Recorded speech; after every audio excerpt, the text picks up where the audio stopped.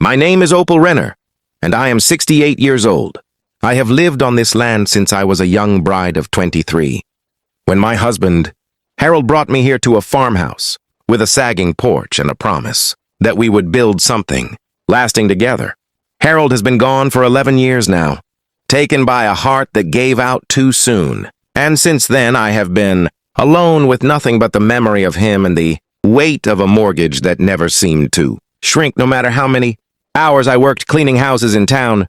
The land itself is barren, stripped by years of drought and bad decisions made by men who promised Harold it would flourish if he just invested a little more, until there was nothing left to invest and no crops to show for it either. I never blamed Harold for it.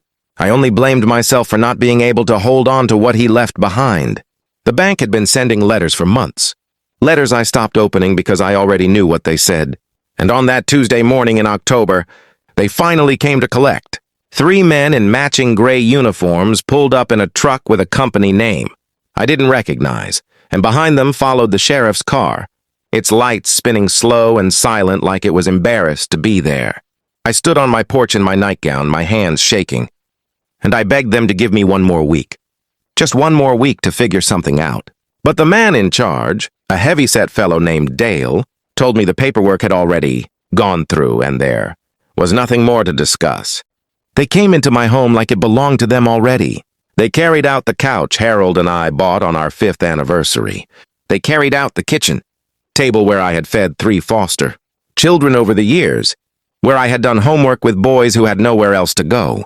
They carried out my bed, my dresser, the rocking chair my mother left me, and they stacked it all in the yard under the hot sun like it was garbage waiting for pickup. I sat down in the dirt because my legs simply stopped working, and I watched the only life I had left being loaded away piece by piece. I thought about calling someone, but who was there left to call? My sister passed years ago.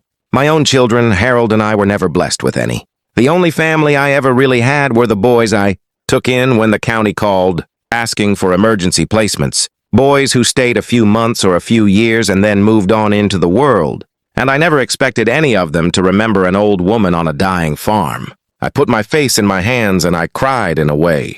I hadn't cried since Harold's funeral. And that is when I heard it. A deep thrumming sound growing louder in the sky above me. I looked up and saw a helicopter descending onto the empty field beside my house, kicking up dust and dead grass in a storm around it. And the eviction crew stopped what they were doing to stare, same as I did. The helicopter door slid open and a man stepped out wearing a suit that probably cost more than everything I owned combined, and for a moment I did not recognize him at all. Then he took off his sunglasses and looked at me sitting there in the dirt, and something in his face, something around the eyes, pulled a memory loose in me that had been buried for over 20 years. It was Silas Colby, who came to me when he was 9 years old, a boy so thin his ribs showed through his shirt, a boy who flinched whenever anyone raised a hand near him, a boy the county said had been passed through 4 homes already because nobody wanted to deal with what he carried inside him. I remembered the first night he stayed with us, how he wouldn't eat at the table, how he hid food in his pockets because some part of him still believed it might be the last meal he ever got. I remembered sitting up with him until 2 in the morning because he was too afraid to sleep, telling him stories about the stars until his eyes finally closed. He stayed with Harold and me for nearly 3 years before he aged, into a group home when the placement ended, and I always wondered what became of him. Always hoped somewhere deep down that he found a good life, but I never imagined anything like this. Silas walked straight through the men who had been tearing my home apart, and he knelt down in the dirt beside me without a hint of concern for his expensive suit, and he wrapped his arms around me the way I used to wrap mine around him.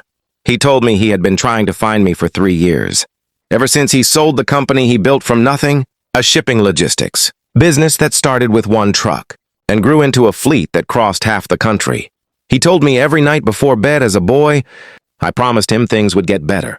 And he said he held on to those words through every hard year that came after, through homelessness at 17, through nights sleeping in his car, through every door that closed on him until finally one opened. He said he owed me a debt that money could never repay, but he intended to try anyway.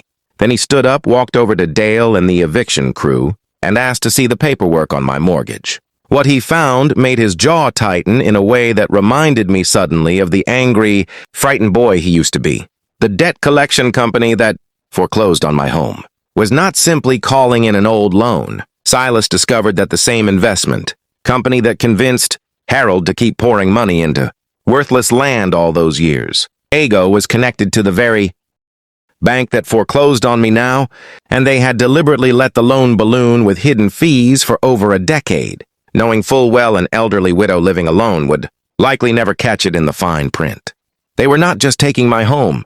They had engineered its loss from the very beginning, profiting twice from Harold's hope and then from my grief.